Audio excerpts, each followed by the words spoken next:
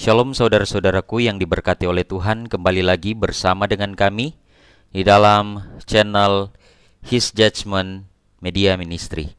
Pada saat ini kita akan mempelajari kembali pelajaran sekolah sahabat kita, tapi sebelum itu mari kita tunduk kepala, kita berdoa. Bapa di surga, terima kasih untuk penyertaan Tuhan bagi kami sampai pada saat ini. Kami akan mempelajari firman-Mu melalui pelajaran sekolah sahabat. Tuhan kiranya menuntun kami, memberkati kami. Di dalam nama Yesus Kristus kami sudah berdoa dan mengucap syukur. Amin. Saudara-saudaraku, judul pelajaran sekolah sahabat kita pada saat ini adalah Mengajar para murid, bagian yang kedua.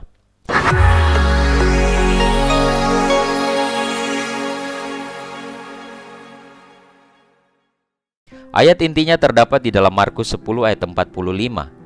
Karena anak manusia juga datang bukan untuk dilayani, melainkan untuk melayani dan untuk memberikan nyawanya menjadi tebusan bagi banyak orang. Saudara-saudaraku yang diberkati oleh Tuhan, semua orang merindukan kedatangan kerajaan Tuhan.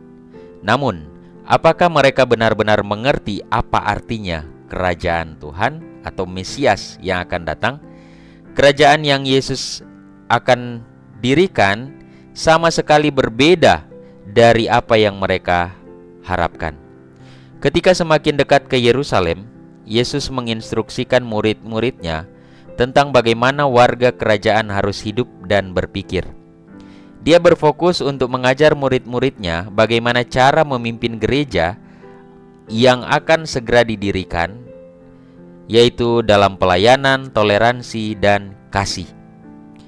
Bagian yang pertama kita akan belajar tentang petunjuk tentang pernikahan. Ini yang dimana menyangkut pemuridan ya, di dalam jemaat, dimana di dalam jemaat itu ada keluarga-keluarga, tentunya berbicara tentang pernikahan, kemudian tentang anak-anak dan juga tentang prioritas. Kemudian bagaimana dalam hal kepemimpinan dan apa misi dari Tuhan. Mari kita pelajari bersama-sama bagian yang pertama. Tuhan memberikan petunjuk tentang pernikahan dalam Markus 10 ayat 9. Karena itu, apa yang telah dipersatukan Allah tidak boleh diceraikan oleh siapapun juga atau oleh manusia. Saudara-saudaraku, orang-orang Farisi pada saat itu bertanya kepada Yesus, apakah boleh seorang suami menceraikan istrinya? Mereka bertanya dalam kitab Markus pasal 10 ayat 2. Tujuan mereka bertanya adalah untuk menjebak atau untuk mencobai Tuhan Yesus. Nah, apa maksudnya? Karena pada saat itu Yohanes dipenggal karena menuduh Herodes menceraikan istrinya untuk menikahi istri saudaranya. Dalam Matius pasal 14 ya, ayat 3-4 kita bisa baca kisahnya. Oleh karena itu, mereka sengaja memberikan pertanyaan itu untuk menjebak supaya Yesus ini jatuh ya. Ayat yang mendukung tuntutan orang-orang Farisi ini, mereka menggunakan Ulangan pasal 24 ayat 1-4, yang sebenarnya ayat ini ditulis atau hukum ini dibuat oleh Musa bukan untuk mengizinkan perceraian, tetapi untuk melindungi wanita. Ya.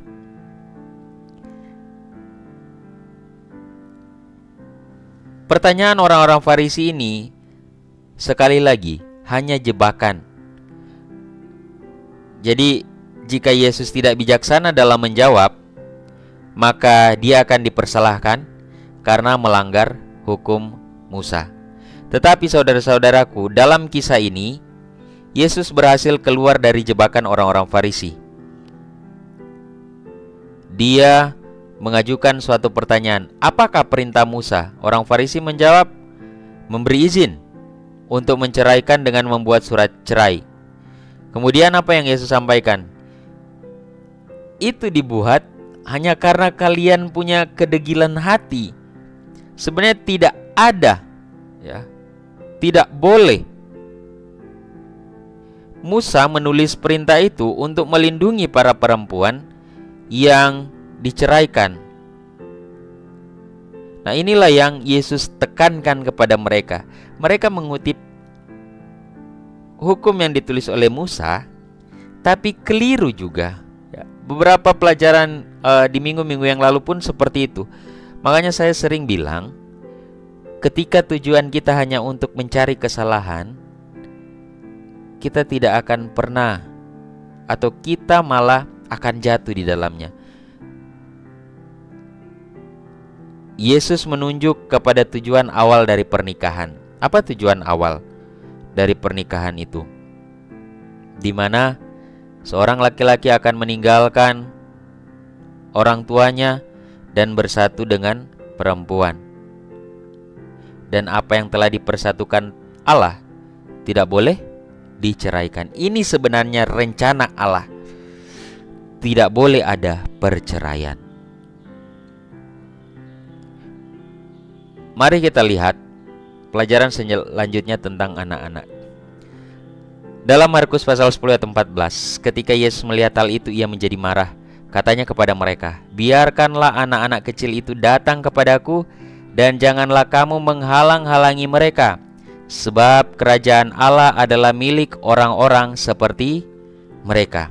Saudara-saudaraku, dalam dunia timur dekat kuno, anak-anak laki-laki mendapatkan perlakuan khusus oleh para orang tua. Mereka akan dijaga dengan sangat baik.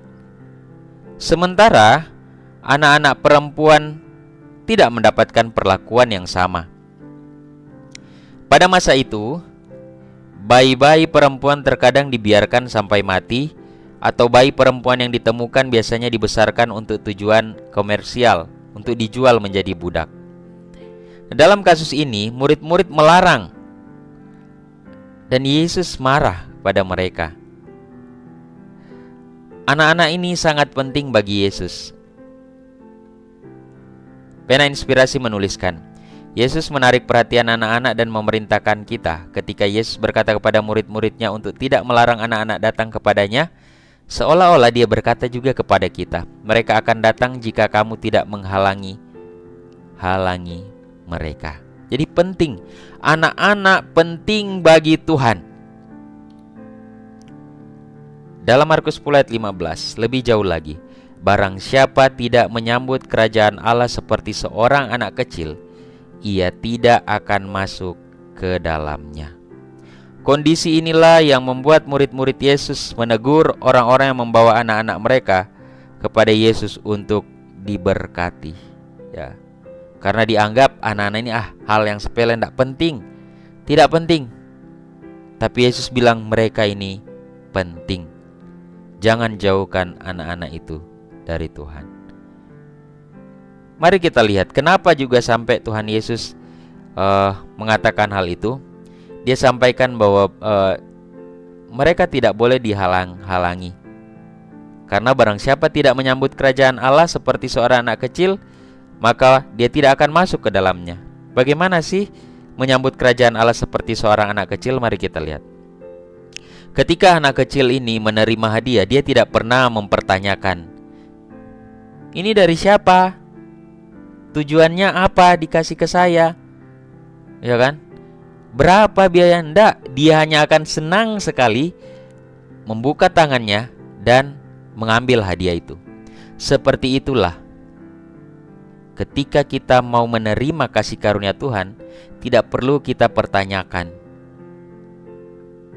Terima saja dengan senyuman, berserah sepenuhnya sama Tuhan. Tuhan sudah kasih keselamatan, kita masih mempertanyakan keselamatan itu. Aduh, kok sulit sekali. Berapa biaya yang saya harus keluarkan? Hanya untuk menerima keselamatan ini saya harus berkorban, tidak punya ini dan lain sebagainya. Terima saja. Inilah yang dilakukan oleh seorang anak ketika menerima hadiah. Dan ini yang Yesus tekankan bagi kita semua. Terimalah kasih karunia kerajaan Allah itu seperti seorang anak kecil. Bagian yang selanjutnya adalah petunjuk mengenai prioritas. Dalam Markus 10 ayat 21, Yesus memandangnya dan mengasihinya. Satu hal yang kurang darimu, katanya, pergilah, jualah segala sesuatu yang kau miliki, dan berikanlah itu kepada orang-orang miskin, maka engkau akan beroleh harta di sorga. Kemudian datang kemari, ikutlah aku. Satu kisah setelah Yesus tergerak menolong anak-anak itu, ketika Yesus berurusan dengan anak-anak, ada seorang anak muda, seorang muda yang kaya datang kepada Yesus. Dia meminta petunjuk yang lebih terperinci untuk mencapai hidup yang kekal. Yesus sangat mengasihi anak muda ini. Dengan tulus dia percaya bahwa dia telah menaati semuanya. Makanya kan dia sampaikan, "Guru, apa yang baik? Apa yang harus aku perbuat untuk memperoleh hidup yang kekal?" Yesus bilang apa? "Ikutilah ini, hukum-hukum Allah dan lain sebagainya." Dia bilang apa? "Sudah dari kecil saya ikuti itu Tuhan dengan sempurna." Wah, luar biasa. Dengan belas kasihan, Yesus bilang kepadanya, "Kalau begitu, jualah apa yang kau miliki dan bagikanlah." Apa yang terjadi dengan pemuda ini? Dia menjadi kecewa. Dia menjadi kecewa dan pergi karena banyak sekali yang dia miliki. Apa artinya? Dia lebih memilih untuk tidak mengikuti Yesus. Dia lebih memilih untuk tidak meninggalkan ilahnya, segala sesuatu yang dia telah miliki di atas dunia ini. Saudara-saudaraku, ingat, prioritas terpenting, investasi terbaik adalah pastikan kita menerima kerajaan Allah. Kerajaan Allah harus menempati tempat tertinggi di dalam hati kita, bukan yang lain. Bukan yang lain. Untuk itu saya ingin kita semua mengerti, kita harus perjelas prioritas kita saat ini.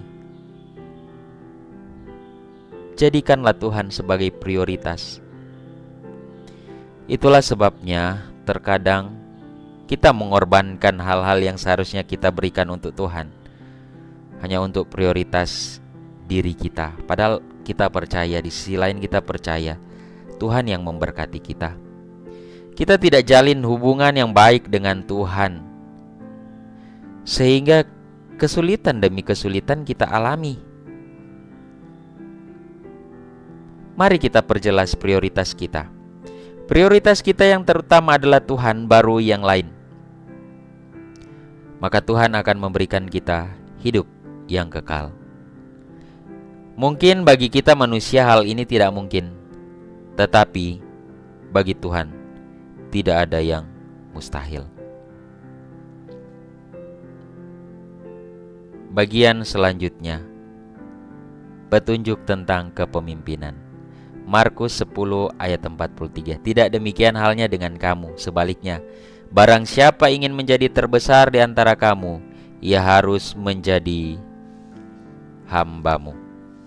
Saudara-saudaraku, Yakobus dan Yohanes ingin memastikan bahwa mereka berada di dekat dengan Tuhan ketika Tuhan memerintah sebagai raja. Sekali lagi, murid-murid tidak mengerti kedatangan Tuhan, misinya itu seperti apa. Mereka hanya tahu bahwa ketika Mesias itu datang, dia akan membebaskan mereka dari perbudakan pada saat itu. Padahal yang Yesus mau lakukan lebih daripada itu. Sungguh luar biasa. Yesus baru saja mengatakan bahwa ia akan dikhianati, ya kan? Ajaran yang lalu dihukum, diejek, dicambuk, diludahi, dan dibunuh. Tapi apa yang dilakukan oleh Yakobus dan Yohanes, anak-anak Zebedeus ini? Mereka tidak mengerti apapun. Mereka meminta untuk supaya Yesus mengingat mereka, tempatkan mereka di kiri dan kanan. Padahal mereka harus mengerti bahwa mereka itu harus menderita seperti Tuhan. Ketika mereka mengikut Tuhan, penderitaan juga mereka akan alami. Tapi jaminannya itu bukan saat ini, nanti. Ketika mengumpulkan ke-12 murid, Yesus menjelaskan seperti apa kepemimpinan sejati itu dalam Markus 10 ayat 42-44. Di dalam kerajaan Allah, kekuasaan harus selalu digunakan untuk mengangkat dan memberkati orang lain. Pelayanan adalah standar seorang pemimpin. Itulah sebabnya saudara-saudaraku, siapapun kita sebagai pemimpin-pemimpin, mau dia mantan pemimpin nikah, mau dia pemimpin saat ini, kita semua adalah pemimpin. Oke, bukan di gereja, tapi di mana? Di rumah tangga kita. Sebagai seorang suami, sebagai seorang ibu, kita semua adalah pemimpin-pemimpin. Seorang pemimpin adalah seorang yang mau melayani. Inilah dia. Siapa pemimpin-pemimpin itu? Bahasa perjanjian lama, imam. Perjanjian baru bilang siapa mereka? Kita semua sebagai murid-murid Yesus. Kita sebagai pemimpin, bukan? Apalagi kita yang sudah lama di dalam kebenaran. Jangan sampai kita yang sudah lama di dalam kebenaran, mengerti tentang kebenaran, tapi kita tidak mau melayani, hanya mau dilayani. Ini yang kita harus berhati-hati. Barang siapa ingin menjadi besar di dalam kerajaan Allah, ia harus meneladani rajanya. Karena Anak Manusia pun datang bukan untuk dilayani, melainkan untuk melayani. Markus 10 ayat 45. Kemudian bagian yang selanjutnya, petunjuk tentang misinya. Ketika ia mendengar bahwa itu adalah Yesus dari Nazaret, ia mulai berteriak, "Yesus anak Daud, kasihanilah aku." Di sini ada peristiwa penyembuhan Bartimeus. Bartimeus menangis dan berteriak agar didengar oleh mereka yang ingin membungkamnya. Ketika mereka mengatakan kepadanya, "Bergembiralah, berdirilah, ia memanggilmu." Bartimeus segera bangkit. Ia meninggalkan semua yang dimilikinya. Ingat, berbeda dengan apa? Seorang muda tadi ya, dia tidak bisa meninggalkan apa yang dimilikinya. Tapi Bartimeus ketika dia mendengar Yesus memanggil, dia meninggalkan semua yang dimilikinya, jubahnya, karena dia yakin ada kesembuhan. Kalau anak muda itu yakin bahwa di dalam Tuhan akan ada keselamatan, pasti dia jual. Tapi dia masih belum yakin. Dan Yesus tidak pernah menolak mereka yang datang kepadanya. Ingat, ini luar biasanya Yesus. Inilah prinsip kepemimpinan dan misi Tuhan. Dan setelah sembuh, dia mengikuti Yesus. Namun, ia telah percaya kepada Yesus sebelum ia disembuhkan, bukan? Karena kalau dia tidak percaya, tidak mungkin dia akan meninggalkan semuanya itu. Dia melihat Mesias, Raja Israel di dalam diri Yesus Kristus. Sampai saat itu, Yesus telah memanggil semua orang yang ingin mengakui dia sebagai Mesias atau menyatakan niat mereka untuk menjadikan dia Raja. Tetapi ia tidak bertindak seperti itu terhadap Bartimeus. Mulai sekarang, Yesus mengizinkan dirinya untuk secara terbuka dinyatakan sebagai Mesias. Waktunya telah tiba, misinya akan segera berakhir. Saudara-saudaraku, sebagai kutipan yang terakhir, betapa indahnya penghormatan terhadap kehidupan manusia yang Yesus ungkapkan dalam misi hidupnya. Ia berdiri di tengah-tengah manusia bukan sebagai raja yang menuntut perhatian, penghormatan, pelayanan, tetapi sebagai seorang yang ingin melayani untuk mengangkat derajat manusia. Ia berkata bahwa ia datang bukan untuk dilayani, tetapi untuk melayani. Dimanapun Kristus melihat seorang manusia, dia melihat seorang yang membutuhkan simpati manusia. Mereka yang percaya kepada Kristus dan hidup dengan rendah hati bersamanya, yang memperhatikan apa yang dapat mereka lakukan untuk menolong dan memberkati serta menguatkan jiwa-jiwa orang lain, bekerja sama dengan para malaikat yang melayani mereka, yang akan menjadi ahli waris keselamatan.